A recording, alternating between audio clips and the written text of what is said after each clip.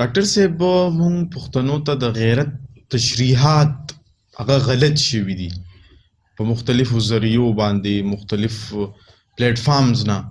نو ستاسو په خیال غیرت څه شی دی؟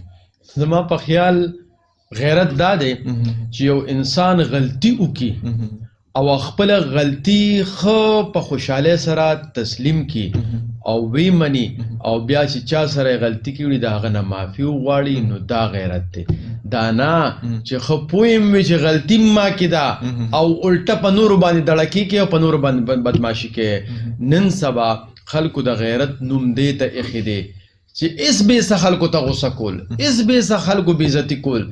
دا غیرت او پښتون دا پښتون چې کم قام وو اړیر درون قام وو.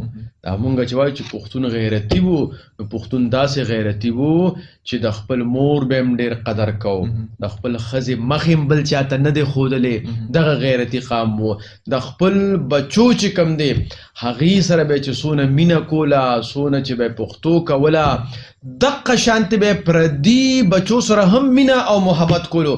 دغه غیرتو هم دقه وجه وه چې کله به یو ماشوم په لاره کوڅه کې پردي پښتون مشر ووخه که نه، نو ما کې به بېځایه غیرت نه چې هغه پسې به مې ټوپک راغسته، بل زه که به لاړم او د هغه مشر به مې شکریه ادا کړه چې خدای پاک دې خوشحاله که چې زما د ماشوم تربیت دې کو او دې یو څو پړقه لګو کړی دی. دې پسې راته یو کیسه رایاده شوه. مونږ یو مشر نه خبره اورېده، نو هغه وی چې زه ماشوم وم، نو داسې د سیګرټ چې اوس کې سړی نه هغه فلټر غوندې پاتې شي هغه سړی وغورځي، نو چې فلټر غورځول یو خپې پې نه ور راښکلي او هغه اور پکې و، نو وي ما هغه سیګرټ راواغست او هسې مې بس خولې ته مې کړ.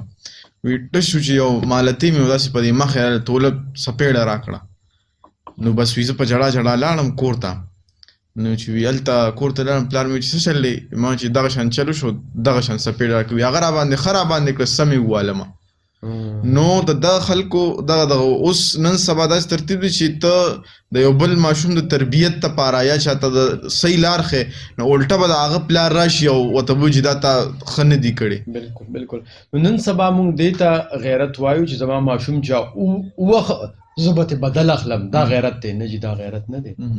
پکار دا ده چې زه د هغه مشر شکریه ادا کوم چې خدای به تا سره خو کړي چې تا زما د دې کشر ته عقل او فکر وښایو. یو خبره.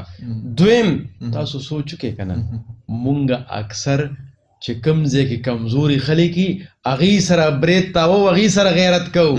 چې کوم زورور سړي هغه سره بیا غیرت میرت نه کوو.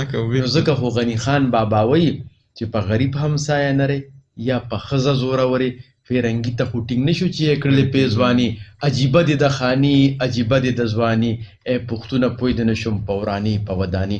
نن پښتون ښځې باندې نر دی، نن پښتون په غریب سړي باندې نر دی، په همسایه باندې نر دی، او په ډیران باندې او په پوله باندې او په پټي باندې غیرت کوي او خپل رور وجني. خپل رور وجل دا غیرت نه دی، بلکې خپل رور بچ کول دا غیرت دی. د نورو قانونو نه بچ کول، د ستونزو نه بچ کول، د مشکلاتو نه بچ کول او خپل رور سینې سره لګول دا غیرت دی. نو د غیرت تعریف چې کومو خلکو مونږ ته غلط کړی دی یا مونږ یې غلط ګڼو، نو زما د پوهانو ته دا خواست دی چې غیرت صحیح تعریف وکړي او د غیرت هغه مثالونه قایم کړي کوم چې زمونږ اتلانو کې موجود وو، چې هغې به د خپل قام دپاره د غیرت چې کومې قصې کولې او کومې کارنامې وې کولې، نو هغې کې مونږ وګورو چې هغه داسې نه وې لکه دا اوس چې څنګه دي. ډاکټر صاحب زمونږ پوډکاسټ سر ته ورسېدو. ستاسو یو جهان مننه، خوشحاله اوسئ چې تاسو پښتون چینل له وخت ورکړه او په دې پښتون پوډکاسټ دویم اپیسوډ کې مونږ سره شریک شوې. او زه د ټولو کتونکو ډېره مننه کوم او د پښتون چینل د ټولو وګړو ډېره مننه کوم چې داسې یو ښکلې غوندې پروګرام یې را جوړ کړ او زمونږ پښتنو سره شریک کړ. ډېره مننه، خوشحاله اوسئ، ودان آباد اوسئ. بریالي اوسئ. الله پامان. جزاک الله.